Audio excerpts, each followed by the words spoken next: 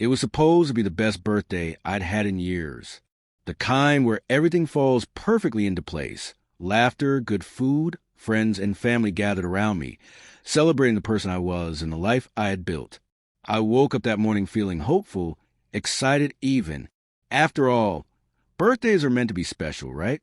The sun was shining through the windows as I moved around the house, putting out balloons and setting the table. My wife, Emma, smiled politely, but there was a distant look in her eyes that I couldn't quite place. I brushed it off, assuming she was just tired or preoccupied with work. Maybe I was reading too much into it. After all, this was supposed to be my day. Friends and family started arriving, filling the house with warmth and cheer. The kids were running around, excited about the cake and presents. Everything seemed perfect on the surface. But beneath that perfect day, a storm was brewing, a storm I had no idea was coming. As the party reached its peak, Emma pulled me aside quietly. Her voice was calm, almost cold. "We need to talk," she said. My heart skipped a beat. I had a sinking feeling, but I told myself to stay calm. "What is it?" She took a deep breath, looking me straight in the eyes. "I'm filing for divorce. I wanted to be official by the end of this week." The words hit me like a punch to the gut. I couldn't speak. The room seemed to spin. My birthday, the day I had been looking forward to, was now the day my world fell apart. "Why?" I managed to choke out, voice barely a whisper. Emma shrugged, as if it was the simplest thing in the world. "We've grown apart. I'm not happy anymore. This isn't working." The crowd around us grew quieter, sensing something was wrong. I wanted to scream, to beg, to make her stay, but all I could do was stand there, numb and broken. In that moment, a part of me shattered. The years of marriage, the memories, the plans of the future, they all felt like lies. I kept wondering how I hadn't seen it coming.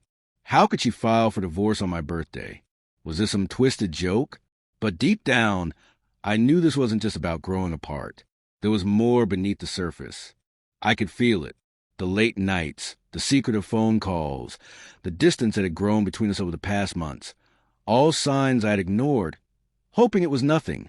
That night, after the guests left and the house grew quiet, I sat alone in the dark, replaying every moment of our marriage. I couldn't shake the feeling that Emma had been hiding something from me. Something big. I knew then that my life was about to change forever. And if she thought filing for divorce on my birthday was going to break me, she was about to find out just how wrong she was. Because this wasn't the end. It was just the beginning. Looking back, it's easy to see how carefully everything was staged. Our marriage looked perfect from the outside. Smiling photos on social media, dinner parties with friends, vacations posted like postcards. To anyone watching, Emma and I were the ideal couple, the kind of relationship people admired and envied. But appearances can be deceiving.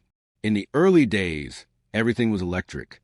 We met in college, a whirlwind romance filled with late-night talks and endless laughter. Emma had this way of lighting up a room, and I was completely captivated. We dreamed aloud about a future together. Kids, a house, maybe even traveling the world.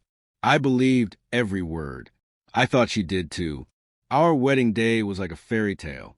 Surrounded by family and friends, we promised to love each other forever. I remember how happy I felt, holding her hand as we danced under the stars. It was perfect, or at least it seemed perfect. The first few years of marriage were good. We settled into a routine, bought our first home, and welcomed our first child.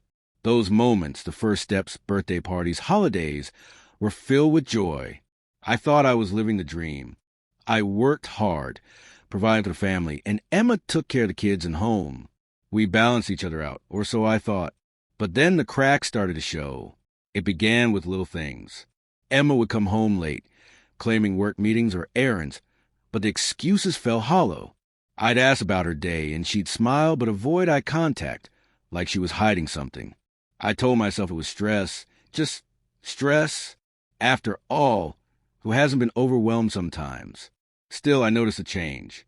The late-night phone calls she'd take in another room, the secretive text that made her flinch when I looked over, the way she grew distant, spending more time away from home. I wanted to believe it was nothing, so I pushed the doubts to the back of my mind. Our conversations became superficial. We talked less about the future and more about the mundane.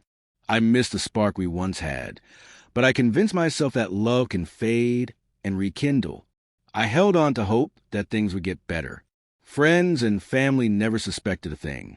They saw the happy photos, the smiling faces at gatherings. Emma was a perfect hostess, warm and charming. I was the proud husband, always standing by her side.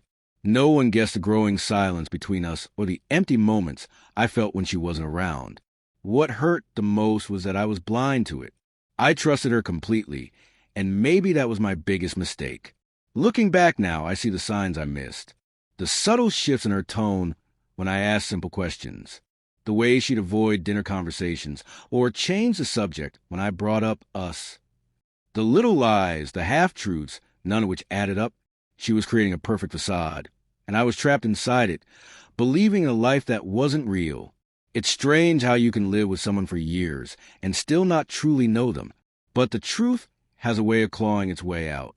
One day, that facade cracked wide open, and everything I thought I knew came crashing down. The first time doubt crept into my mind, I tried to shake it off as nothing more than paranoia. After all, what husband hasn't felt a pang of insecurity from time to time? But the feeling wouldn't go away. It grew stronger with each passing day, planting seeds of suspicion that I could no longer ignore. It started with small things. Emma's phone, which used to be always within reach, suddenly became something she guarded fiercely. She'd leave the room when it buzzed, and I caught glimpses of her quickly hiding texts when I glanced over. She stopped sharing details about her day, her usual warmth replaced by a cool detachment. One evening, I noticed she was texting someone late into the night. I didn't want to invade her privacy, but the late hours and secrecy gnawed at me. When I asked casually who she was talking to, she brushed it off with a vague, just a friend. But her eyes told a different story. There was guilt there, or maybe fear. Then came the excuses that didn't add up. She'd say she was at work late. But when I called the office, no one seemed to know anything about overtime or meetings. She said she was running errands, but often returned with no receipts or evidence of being out. The worst part was a growing emotional distance between us. She used to confide in me, her hopes, fears, frustrations, but now she seemed to carry those burdens alone. Our conversations became brief and strained, filled with awkward pauses. Sometimes I felt like a stranger living under the same roof. I tried to confront her gently at first. I asked if something was wrong, if she was unhappy. She'd smile and say everything was fine, telling me I was overthinking. But I couldn't help but feel she was hiding something, and her reassurances only made me more uneasy. One night, after she'd gone to bed early, I found an old receipt in her purse. It was for a hotel not far from our home, dated just a few days earlier. My heart pounded as I stared at it. Was she meeting someone? Why would she be there without me? I wanted to believe it was innocent. Maybe a work event, a conference, anything but the truth I feared. But I couldn't ignore the pattern anymore. The late nights, the secretive phone use, the strange absences, all pointed to one ugly possibility. Emma was cheating. My mind raced with questions. How long had this been going on? Who was the other man? Why didn't she tell me? And worst of all, did she still love me at all? Sleep became impossible. I found myself lying awake, replaying memories and searching for clues I'd missed. I started noticing every little thing. The way she flinched when I touched her phone, the way she avoided my gaze, the hurried text conversations she tried to hide. I even hired a private investigator to follow her, desperate for answers. It was a terrible step, but I couldn't stand the uncertainty anymore. Every day felt like a battle between hope and despair. When the investigator finally called me with the report, my worst fears were confirmed. Emma was meeting someone regularly, and it wasn't just casual. They were close. Too close. I felt like my entire life had been a lie. The woman I loved, the mother of my children, had been hiding a secret that shattered everything we built. But even in that darkest moment, I knew something else. I wasn't going to let this break me. I owed it to myself to find the truth, no matter how painful. And so, With the seeds of doubt now fully grown, I prepared myself for the battle ahead. This was no longer just about love or marriage. It was about survival, justice, and reclaiming my life. The day I discovered the full truth is etched into my memory with painful clarity. It was a quiet afternoon, the kind where everything seems normal but the calm hides the storm beneath. After weeks of silent torment and sleepless nights filled with suspicion, I finally gathered the courage to confront the reality I had tried to avoid. The private investigator's reports were damning, but I needed something concrete, something undeniable. I found myself pacing the living room, phone in hand, staring at a small package I'd received in the mail that morning. It was from the lab, the results of the DNA tests I had secretly ordered. My hands trembled as I tore open the envelope, my heart pounding like a drum. The first sheet was a summary, clinical and cold. The DNA from the 3 children didn't match mine. None of them. The words blurred before my eyes, but the truth was unmistakable. I wasn't the biological father of any of the kids I had raised, loved, and cared for like my own flesh and blood. I sank into the nearest chair, the weight of the betrayal pressing down on me like a physical force. How could she do this? How could Emma keep such a monstrous secret hidden for so long? All those years of birthdays, school plays, late-night talks, they were all built on a lie. But it didn't end there. The report included the identity of the biological fathers, men I barely knew, or in some cases, didn't know at all. I felt sick, my stomach twisting in knots. Those men were the real fathers, and worse, some had been sitting in my own living room just days ago. The feeling of being utterly deceived was overwhelming. Every memory felt tainted. Every smile a mask hiding the truth. I remember the times I'd proudly introduced the kids as my boys and girls to friends and family. The pride, the joy, all stolen. The betrayal wasn't just about infidelity. It was about theft, the theft of my role as a father, the life I thought we shared. But even in that moment of devastation, a new feeling began to stir, one of resolve. This was no longer a personal heartbreak. It was a call to action. I knew I had to confront Emma, not with anger, but with truth. I had to make her face the consequences of her lies. For my sake and for the future I still hoped to build. I arranged for Emma to come home early that evening, telling her I needed to discuss something important. When she arrived, she immediately sensed something was wrong. Her usual confident demeanor faltered for a split second, and I saw fear flash in her eyes. I laid the papers on the table between us, watching as her face paled. The silence stretched, thick and suffocating. "Is this true?" I asked quietly. She didn't answer. Her lips trembled, and for the first time, I saw genuine remorse, or maybe just fear. The confrontation was brutal. Years of deception spilled out in sobs and excuses, but none of it could undo the damage. As I listened, a part of me died that night, but another part was reborn, stronger and more determined than ever. I realized that this was no longer about the past. It was about what came next, how I would take back control of my life, how I would make sure she regretted every lie, how I would protect myself from the pain she caused. The discovery had shattered my world, but also ignited a fire within me, and I knew, without a doubt, that the story was far from over. The moment the truth settled like a heavy stone in my chest, anger took its place beside the grief. Betrayal burned through me like wildfire, deep, fierce, and consuming. But I wasn't going to let it destroy me. If Emma thought she could tear my life apart and walk away without consequence, she had another thing coming. Revenge wasn't just about punishment. It was about reclaiming control, dignity, and respect. I was done being the victim. It was time to plan my comeback. The first step was to get smart about the situation.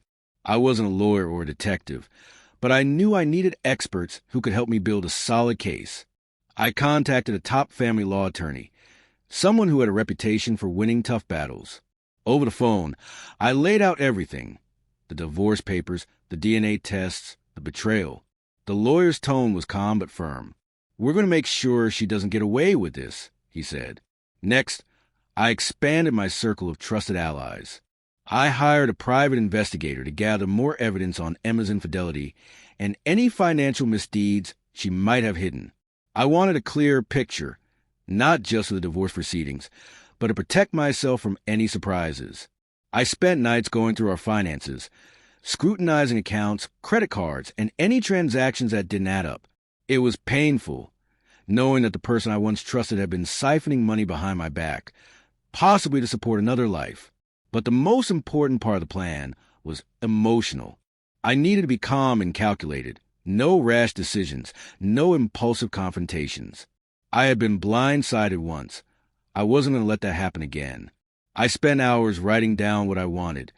Full custody of the children, a fair division of assets, and public acknowledgement of her deceit. The betrayal wasn't just private. It affected everyone around us, and Emma needed to face that. I rehearsed the conversations I would have, preparing myself for every excuse and attempt at manipulation she might throw at me. I knew Emma was clever. She'd try to spin the story, make herself the victim, or guilt-trip me. But this time, I'd be ready. One evening, I sat alone in the study, a cold resolve settling over me. I pulled out the photo albums, the reminders of the happy times that now felt so distant. It hurt deeply, but I refused to let that pain consume me. Instead, I channeled it into determination. I began reaching out to close friends and family members, those who had witnessed the subtle cracks in our marriage but never spoke up. I shared the truth carefully, wanting their support, but also knowing some would be shocked or even take her side. The reactions varied, but most were shocked and stood by me once they understood what had happened. This was more than a personal vendetta. It was about clearing my name and protecting the future. Then came the hardest part, deciding when to strike. I could have launched my attack immediately, dragging her through a messy public divorce. But I wanted to do it on my terms. Timing was everything. Emma had made her move by filing for divorce on my birthday, a day that was supposed to celebrate me. I decided my retaliation would be swift but strategic, a clear message that she couldn't break me without paying a price. As the days passed, I gathered everything, documents, messages, receipts, the investigators' reports, and organized them meticulously. I created a file that detailed every betrayal, every lie, every deception. This was my arsenal. But I also prepared for the unexpected. I knew that revenge could take many forms. Sometimes it meant exposing the truth publicly, shattering the false image she'd built. Sometimes it meant legal battles and financial leverage. Sometimes it meant cutting ties and walking away stronger. For me, it was all of these. I wasn't just planning to fight back. I was planning to win. The night before I made my move, I barely slept. My mind raced with every possibility, every outcome. But beneath it all was a quiet confidence. I was no longer the man who had been blindsided and betrayed. I was the man who would rise from the ashes. When Emma walked into the room the next day, expecting to continue her game, she found a different person, calm, collected, and ready. The revenge wasn't just about her. It was about reclaiming my life, my pride, and my future. And I was just getting started. The day I decided to act, I felt a strange mixture of nerves and determination. The weight of months of betrayal, doubt, and heartbreak had built up inside me like a dam ready to burst. But now, it was time to unleash the flood, not with rage or violence, but with cold, calculated precision. Emma walked into the living room that evening, confident as ever. She thought she had the upper hand, the perfect story to play victim, the sympathy of friends, and the power to dictate the terms of our separation. But I was ready to rewrite the narrative. I started by calling a small gathering of close family and friends, people who mattered most and deserved to know the truth. I wasn't interested in public humiliation, but I owed it to those around me to be honest. When everyone arrived, I laid out the facts clearly and calmly. The DNA test results, the lies, the betrayal. I watched their faces shift from disbelief to shock, then to support. For the first time in a long while, I felt a flicker of strength. Emma's mask began to crack. But that was just the beginning. Next came the legal battle. My attorney wasted no time filing for full custody of the children and equitable division of assets. The documents included the evidence we'd painstakingly gathered, the private investigators' reports, bank statements, and communications that revealed the full extent of Emma's deception. She tried to fight back with accusations of her own, attempting to paint me as controlling and vindictive. But the truth was on my side, clear and undeniable. During one tense court hearing, I looked across the room at Emma. Her face was pale, eyes darting nervously. The confident woman who had filed for divorce on my birthday now appeared vulnerable and exposed. The judge reviewed the evidence carefully. The DNA tests, the proof of infidelity, and Emma's financial irregularities all weighed heavily against her. It was a turning point. Outside the courtroom, whispers followed her like a shadow. Mutual friends who once sided with her began questioning what they believed. Slowly, the narrative shifted. I also made sure to protect my children. I wanted them to know that despite everything, I would always be there for them, that my love wasn't conditional on biology. It was a difficult path, rebuilding trust and connection, but I was determined. The personal confrontations with Emma were the hardest. Each meeting was charged with tension. Words sharp like knives, memories tangled in anger and regret. But I held my ground, refusing to be baited into emotional breakdowns or bitter arguments. Instead, I focused on facts, on the future. I also took control of our social circles. Emma had spent years cultivating an image of perfection, but now that image was shattered. I made sure people knew the truth, not out of spite, but so no one else would fall for the lies. Social media posts, carefully crafted messages, and conversations with mutual acquaintances all revealed a side of Emma she'd tried to hide. The woman who betrayed me wasn't the perfect wife or mother everyone believed. She was someone who had broken trust repeatedly and without remorse. Her reputation crumbled, and with it, her power. But the sweetest victory was in the quiet moments. In the evenings when I sat alone and reflected on how far I'd come, when I realized that revenge wasn't just about breaking her down, it was about building myself back up, I started focusing on my own healing, therapy, new hobbies, rebuilding friendships I'd neglected. I rediscovered who I was outside of the marriage and found strength in my own identity. Emma's revenge on me had backfired spectacularly. By trying to tear my life apart, she had only forged me into someone stronger, wiser, and more resilient. In the end, the payback wasn't about destruction. It was about reclaiming my life, my dignity, and my peace. And as I moved forward, I knew one thing for sure. No one would ever take that away from me again. The aftermath of the storm Emma unleashed was unlike anything I had ever experienced. The dust settled, but the wreckage was still visible. Broken trust, shattered relationships, and a life forever altered. The fallout was both painful and necessary, marking the end of one chapter and the beginning of another. The legal battles drained me emotionally and financially. Courtrooms are cold places where personal pain is reduced to evidence and testimony. Days blurred into weeks as we fought over custody, finances, and the smallest details of our fractured lives. Emma's bitterness fueled her attempts to make things difficult, but my attorney and I remained steadfast. In the end, the court awarded me primary custody of the children. The judge recognized the importance of stability and the betrayal Emma had caused. It wasn't just a legal victory.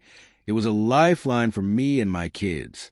Yet, even with the legal battles behind us, the personal fallout lingered. My relationships with friends and family were strained. Some had taken Emma's side at first, unwilling to believe the extent of her deception.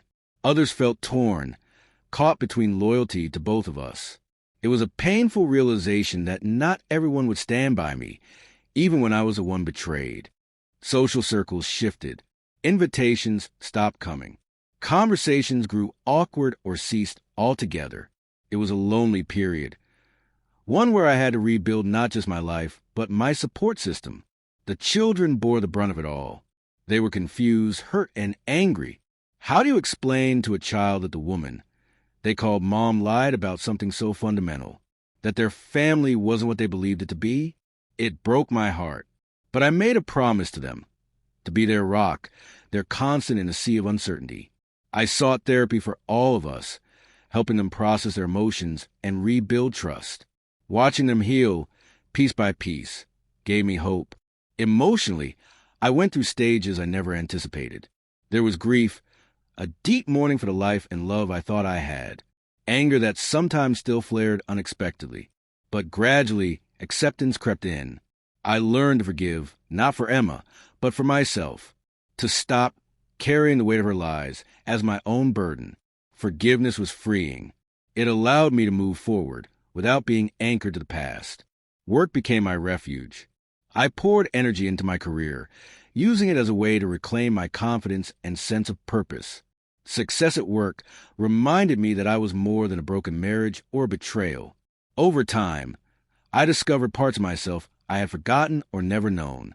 I started new hobbies, reconnected with old friends, and even began to imagine a future where happiness was possible again. The experience changed me. It made me stronger, more cautious, but also more compassionate. I learned the importance of boundaries, trust, and self-respect. I vowed never to lose sight of who I am again. As for Emma, she faded from my life. Our interactions became limited to what was necessary, mostly for the sake of the children. The woman who once held such power over me was now just a chapter one had closed. Looking back, I realized that the fallout was not just destruction. It was transformation. It was painful, yes, but it was also a rebirth. I walked away from that life with scars, but also with wisdom and resilience. And though the road ahead was uncertain, I faced it with a heart ready to heal, a mind ready to rebuild, and a spirit unbroken. Because in the end, that is what truly matters. After everything that happened, the lies, the betrayal, the legal battles, and the emotional turmoil, I finally reached a place of peace. It wasn't easy getting here, and some days are still harder than others. But the journey taught me something invaluable. No matter how deeply life can wound you, it's possible to heal and move forward stronger than before. I learned that forgiveness is not about excusing someone else's mistakes. It's about freeing yourself from the grip of anger and pain. Holding on to resentment only kept me tied to a past I couldn't change. Letting go allowed me to focus on what truly mattered: my well-being, my children, and my future. The betrayal shattered my old life, but also forced me to rediscover who I really am. I found strength in vulnerability and courage in acceptance. I surrounded myself with people who lifted me up, and I embraced the chance to grow beyond the man I thought I was. Parenthood took on new meaning. Being there for my children became my highest priority. I wanted to show them what love and commitment truly look like, even when life throws curveballs. Watching them heal and grow reminded me that family isn't just about biology. It's about presence, support, and unwavering care. Professionally, I refocused my energy on building a future I could be proud of. Success at work wasn't just about money or status. It was a way to rebuild my confidence and prove to myself that I was more than my past mistakes or my ex-wife's betrayals. And perhaps most importantly, I allowed myself to dream again. I opened my heart to the possibility of new beginnings, new relationships, and new happiness. The scars remain, but they serve as reminders of my resilience, not my defeat. Life after betrayal isn't perfect, and healing isn't linear. But I now understand that pain doesn't have to define me. Instead, it can be the catalyst for transformation. If there's one thing I want anyone going through something similar to know, it's this: you are not alone. You have the power to reclaim your life, your dignity, and your joy. It won't be easy, but it will be worth it. My story isn't just about revenge or heartbreak. It's about hope, strength, and moving forward. It's about choosing yourself, even when it feels like everything is falling apart. And that choice is the first step toward a better tomorrow.